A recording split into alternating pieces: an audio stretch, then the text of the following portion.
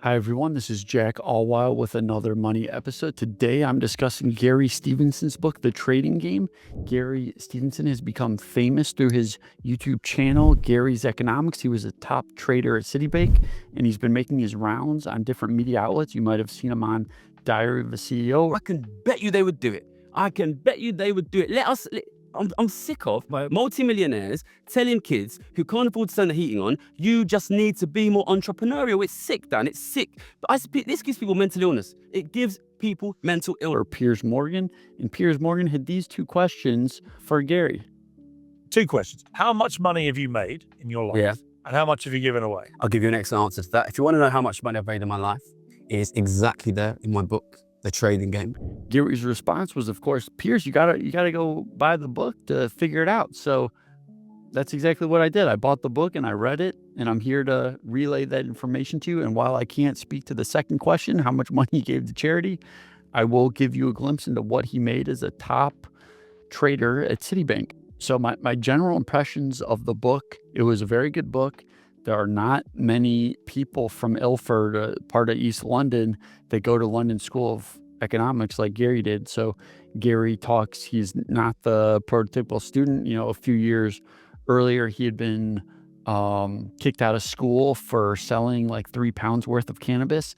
And he's talking about this dynamic that exists at London School of Economics where students kind of view, or they think poor people are going to be stupid. And he uses this to his advantage. So what is the trading game? The trading game was a game put on by some of the elite schools to assess trading skills, basically. And Gary was given the rules to this game that they were going to compete in 3 days prior to actual competition. And from his knowledge, the other students did not have the rules ahead of time. So, and I think this plays into his thinking later on, but the actual game was 5 people at a table. Each has a card face down, so they only know their card, and there's 3 community cards that slowly get revealed over time. And the thing is, the cards are numbered -10, and then 1 through 15 and 20.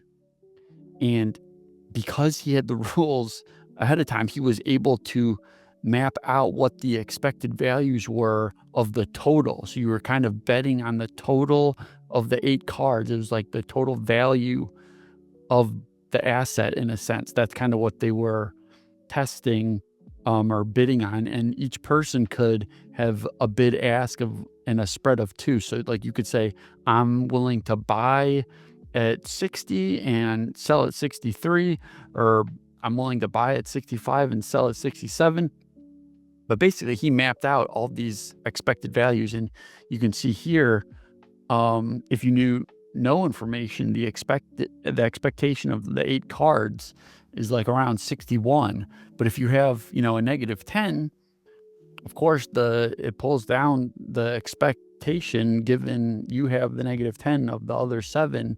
So the total goes down to 51. And conversely, if you have the 20, the expectation is much higher. So not only did he acknowledge these expectations, but he kind of tried to think about how people would play this.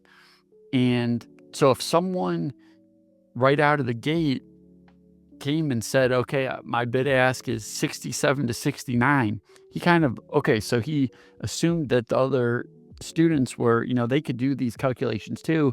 And maybe they hadn't had as much time to think about how they wanted to play it or what they wanted to like reveal.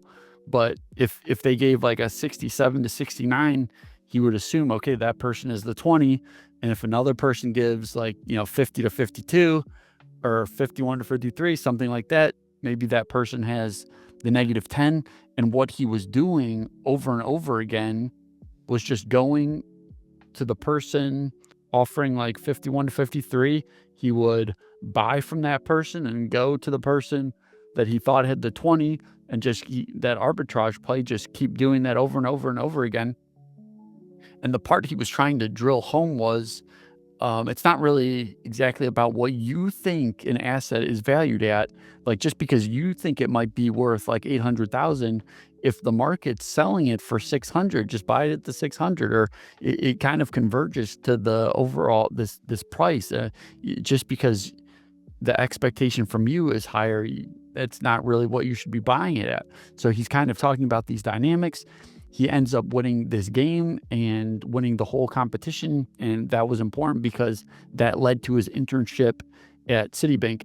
So what he was doing once he got the Citibank job, they were he was discussing forex swaps, foreign exchange swaps, where you might be borrowing yen and lending dollars, or vice versa, and kind of the different parties involved and how the interest rate payments are made and netted out. So he did the best job I've heard explaining some of these markets and how the transactions actually work.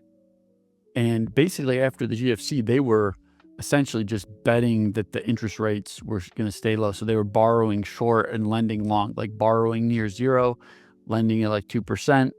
And this is how they were making a killing. So in the first year, he made for Citi £700,000, and his bonus was 13,000. The next year, his first full year working, he made Citibank £12 million, and he got 395,000 as a bonus. And that was that's like a little over 3%. So the next year, he just went crazy and made Citi £35 million. And at that point, one of the higher ups said, Citi's not doing that great, despite what you've done on your trading. And this got him really upset. So he started taking calls from headhunters, and he came up with the percentage of 7% was fair. And he wanted the 7% of the 35 million that he made for Citi. So that would be just south of £2.5 million. And in this part of his life, it sounds like his mental health was kind of deteriorating. And they kind of said, even if you get the bonus, it's kind of spread out over a couple years. Like, you have to stay on. But the former employee that had quit and went to work at a charity, I guess, and that was somehow waived. So I think he got his bonus. So Gary tried to do the same thing, but it was denied. And they tried to keep him at Citibank. They tried to keep him happy, but they sent him to Tokyo, and it seemed like he liked Tokyo. His mental health declined. He was like 6 months out of work, but they were still paying him his £120,000 per year annual rate. And it sounded like he was just learning Japanese on the trading floor, practicing his Japanese at different cafes, barely working, basically trying to get fired so he could get his bonus that he thought was rightfully his. And so at the end of the day, it seemed like he made Citi around $50 million, and he got just south of 3 million. So I guess that's, in my mind, I thought he was going to be making a lot more. I mean, 3 million is a great deal of money. And this was also like a decade ago. So it'd be worth a lot more. And I know he's been betting on gold prices. And he touches upon, I think, one of the things that was causing his mental health to deteriorate was he's basically betting on growing inequality. And I think the moral compass is kind of there's some cognitive dissonance. Like, I'm betting on living standards to get worse and worse.